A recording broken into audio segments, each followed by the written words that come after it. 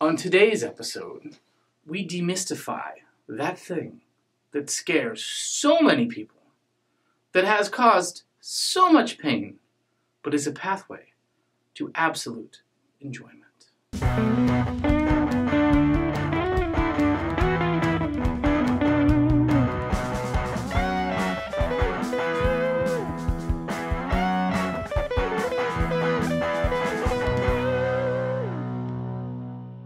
Hey boys and girls, I'm Nick in the States, and today we're going to demystify that piece of magic that we call the truss rod. What is it? What does it do? And more importantly, how can a quarter turn of an Allen wrench be the difference between an okay guitar and actually something that's actually really good to play? It's amazing what a little tiny difference does. So, first, a couple of concepts, shall we?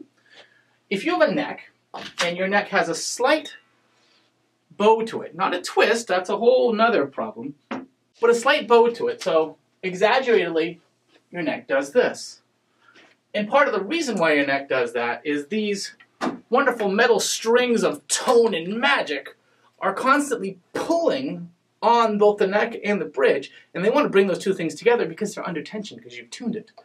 So, because of that, it'll have a habit of oftentimes bowing your neck in this way.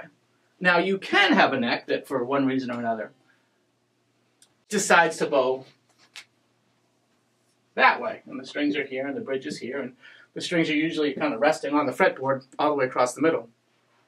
This is called a convex bend. This is called a concave bend. The most popular type is the concave bend, so we're going to talk about that first. So what happens is, now in the middle of the guitar, your strings are higher up off the fretboard than they are down here. You can't bring the action as low because you're hitting frets here, but you're not hitting frets in the middle. It causes all sorts of problems. Now, the truss rod is the magic that solves this thing. And what the truss rod is actually literally a metal rod that runs the length of the fretboard. In this situation, it's anchored at this end of the guitar. There's a hole at this end of the guitar that we can adjust it. That's what's hiding underneath that bell cover on a Gibson. Some of the vintage Fenders, it's at this end of the neck, hiding underneath the pickguard, and even some of those you have to take the neck completely off to adjust the truss rod, which sucks. But sadly, that's how you can be vintage correct. So anyway, that rod is magical in that if you twist it one way, it's going to bend in an opposite pressure to push a concave neck up. If you twist it the other way, it pushes a convex neck down. Now, a common misconception is that you want your neck to be dead flat, laser set. Not really. You want just a little bit of concaveness or relief to the neck. Just a smidge, because it just works better for how all the parts flow and work together. Now, there are tools online that you can buy. It usually looks like a big ruler, like this. And with that tool, you can lay it on the fretboard of the guitar, and it has gaps for the frets, both in 25.5 inch scale on one side for Fender-y stuff, and 24 3/4 inch on the other side for Gibson-y stuff. And when you lay it across, you'll actually see how much higher or lower and how much concave or convex bow you have to the neck. And it gives you an idea to then go in with the most important tool you can have in a guitar. The little, wonderful truss rod. So that guy's in there. And in this case, there's a hole here, and this Allen wrench can sit in here, and you'll actually feel it kind of catch. And that's when you know you're in. All sexual jokes will be avoided here, because this is a family channel. Gibsons are the one example where they don't use this. There's actually a nut in there, and you have this cool little wrenchy thing that allows you to get in there and twist and do that. Likewise, the Gibson is really only a single action, so it only works against the concave. If you have a convex neck, hopefully your truss rod is just over-tightened, and you can back it off, and it reduces things there. Whereas most of the imports go in both directions to handle both scenarios. Gibson's just been stubborn and kind of stuck with it all this time.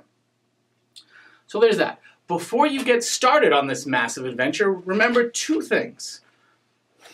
Take tension off all of your strings. You don't have to take the strings off. Just make sure the neck's not under full tension when you adjust the truss rod. Next, and this is the most important thing I can tell you today, quarter turns. Don't go nutty and keep spinning. Don't break your neck. Don't blame me. All right? Also, If this is a vintage instrument, if this was your grandfather's guitar, he played it in the 60s, it's amazing. It's worth $10,000. You've never adjusted a truss rod. Don't start on this one. Just don't. Everybody, or often people, I know the first time I did it underinformed 15, 20 years ago, I blew out a truss rod by just tightening and tightening and tightening after I had left an acoustic guitar in a car in the 80-degree heat for 2 weeks. I blame my buddy, John, who had told me he had taken it out of his car, and in fact he hadn't. Bad juju, John. Anyway, back to this. Quarter turns. Now the rule is if you're trying to remove that concave bow that is so common in so many electric guitars, it is stick it in here. So now it's in there and you feel tension on it, and you want to turn a quarter or less around. So basically this much to remove it towards the bass string, towards your fat E string, turn. Then sight your neck again, look down it, or use your magic little tool and see that the middle has come up. Only then, when it's only come up not quite enough, would you ever entertain doing another quarter turn or less. Small things. If you've done 2 quarter turns and it still hasn't had much, I'd be concerned if you're not comfortable. Once you've kind of gotten used to this thing and you'll know what a truss rod feels like as it increases tension, as it's got too much going on and it's trying too hard, you may realize or get a feel for it. But early on, exercise caution. A busted truss rod means you're mining it out of the neck and it's hiding behind the skunk stripe. Or you're steaming off a fretboard in this guitar that does actually have a 2-piece, a separate fretboard from the neck. Or you're just buying it out of the neck, which really, honestly, that's what you'd have to do. But that's that. 2 twists, tune your guitar back up, and live in the majesty, the magic of a simple truss rod adjustment. It's that simple. The first time I ever saw it happen, the magical guy named Vic at Music Around, not the first time, but the most laissez-faire truss rod adjustment ever was there was an SG there that I really liked. I was like, yeah, but the action's off. And he goes, oh, hold on. Undoes 2 screws, swings it out of the way, does 2 turns, looks at it, hands it back to me with a tuner, tightened it up. It's a lot better guitar. And I went home and I bought it. Setups matter. Last thing, I've told this story too. I, on the same week, a long, long time ago, bought 2 guitars. One was a Michael Kelly, one was an Agile. And they were both amazing. The Michael Kelly had a great setup. The Agile had high action, it just had never truly been set up. And I never set it up because it was an early guitar. And I later sold it because I didn't like it, because it didn't play nice. It really didn't play nice just because it needed a quarter turn of the truss rod, maybe a half turn. And that's the difference. Especially in cheap guitars, it may not have had the greatest setup coming out of the factory. It could be the difference between a good guitar and actually a great guitar, or a really rather nice guitar, or something you get a bunch of enjoyment out of playing. So if you have a neck that is convex, you can follow the same exact technique, but you want to twist towards the little strings, and that will add relief to the neck and try and bring things there. And you just get it just past flat, and you should be good. But once again, a couple of easy turns, and if you're going much more than that, I'd be concerned, especially if it's the first time you've tried to do something like this. Don't break your necks. If you don't know what you're doing, or if you're still super not comfortable doing it, bring it to a guy. They're good. Anyway, with that, this has been Nick's Tricks. I'm Nick in the States. Yes, folks, I have issues.